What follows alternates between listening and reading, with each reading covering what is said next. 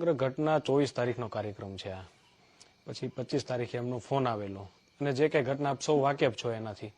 અને 5 દિવસ પછી આ આખો કાર્યક્રમ કઈ રીતે એમને કર્યો અથવા વાયરલ કર્યા વિડીયો નવનીતભાઈએ પોતે, એમનું શું કારણ હોય તો નવનીતભાઈને ખબર.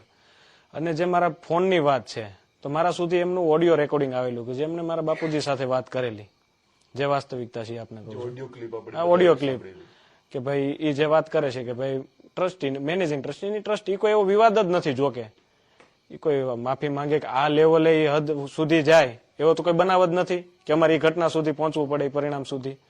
છતાં પણ એમને મન રાજી રાખવા માટે મારા બાપુજી એમને જે ભૂલ સ્વીકારીને એને વિડીયો બનાવીને આપી દીધો.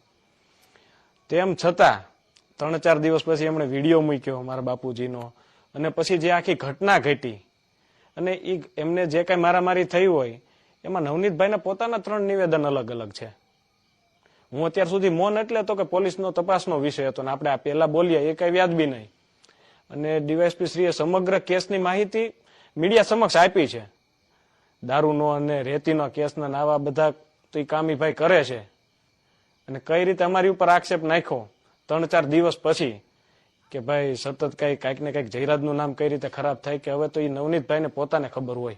એટલે આપણે ફોન કરવાનું કારણ એમ જ કે ભાઈ આ કાંઈ આમાં શેનો વિરોધ હોય અથવા માફી માંગવાની કે શું આમાં એમ કોઈ ભૂલ તો છે નહીં કે બાપાનું તો આવું સારું કાર્ય થવાનું છે. ભારતમાં સૌથી સારામાં સારો ડાયરો મારા બાપુજીએ તો એવી વાત કરી ને, એમાં સારી વાત છે ને પોઝિટિવ રીતે કે ભાઈ લાખો શ્રદ્ધાળુઓ બજરંગદાસ બાપાના હોય એના માટે એક સારી વાત હતી ને. લોકોએ ખૂબ પોઝિટિવ રીતે તમામ લોકોએ શેર કરેલો છે આ વિડીયો. કોઈને ભૂલ નથી દેખાણી, પણ આ ભાઈને જે કઈ વિરોધ હોય અથવા પોતાની કઈક છબી એને ચમકાવી હશે અથવા કોઈ એમને કોઈકના કહેવાથી કર્યું હોય તો હવે પોતે આમાં કહી શકે. તો એમને ફોન એટલા માટે જ કર્યો હતો કે ભાઈ આમાં તમે વિવાદમાં ના પડો. બાપાનું ધામ છે અને એ એક યાત્રાધામ કોઈ વિવાદ સાથે જોડાય એ કોઈને ગમતી વાત નહીં. મળવા જવાનું એટલે મેં એમને કીધું હતું એમના એક અંગત મિત્ર છે ને મારા, બંને એક કોમન મિત્ર છે મારા. પછી તેમની સાથે મારા વાતચીત થઈ ગઈ કે ભાઈ નવનીતભાઈ છે એ મારા અંગત મિત્ર છે ને એવું કઈ છે એની ગેરસમજ જે હતી એ દૂર થઈ ગઈ છે. એમના રેકોર્ડિંગ એમની પાસે છે પણ એ આજ એક જ એમણે મૂક્યું છે, છતાં ગેરસમજ બંનેની દૂર થઈ ગઈ છે એવી અમારે વાત થઈ ગઈ શાંતિથી. અને રેકોર્ડિંગમાં બોલું છું, પ્રસંગમાં છું.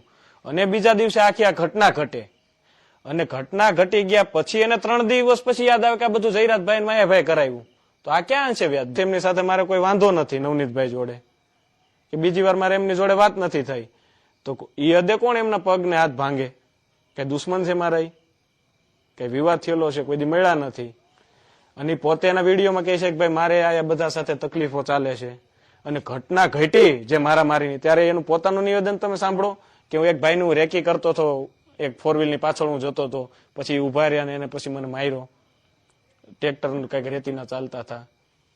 તો એ તો તપાસનો જ વિષય છે ને. તપાસમાં આવ્યું છે કે ભાઈ એને રેતીમાં કોઈકને બાતમીદારો કે એને જે કોઈ લોકો સાથે વાંધા હોય એ જ તપાસમાં આવ્યું છે ને.